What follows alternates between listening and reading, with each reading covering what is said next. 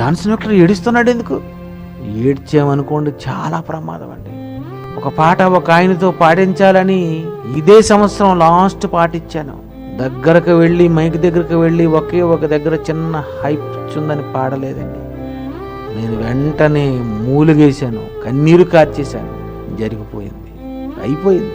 పిల్లడా, నువ్వు కన్నీరు కార్చావనుకో, ఖచ్చితంగా ఈ కన్నీరు దేవుని గుడిలో ఉంటుంది. ఆయన పుస్తకములలో కనబడినవి కనిపిస్తాయి. కన్నీరుకు ఎంత విలువ ఉందా అంటే, అవును, మన పిల్లలు ఏడ్చారనుకోండి, ఎవరు ఏడుస్తున్నావు అంటావు, నాకు అది కావాలి అని అంటాడు, అందుకే ఏడుస్తున్నాడు. సరేలే, అంతే కదండి. ఏమంటాం పిల్లలకి ఏడిస్తే? కావాలి అని అడిగితే మొన్నే కదా కొన్నాను అంటాం. ఏడ్చాడు అనుకోండి, కన్నీరు చూడగానే మళ్ళీ మనమే వెళ్ళి తెప్పిస్తానులే, సరేలే. చూసారా, దేవుడు కన్నీళ్లకు కరిగిపోతాడంటే, అవును, తండ్రి కదండి, అన్నాడు కదండి, మనల్ని కావాలనుకున్నాడు కదా.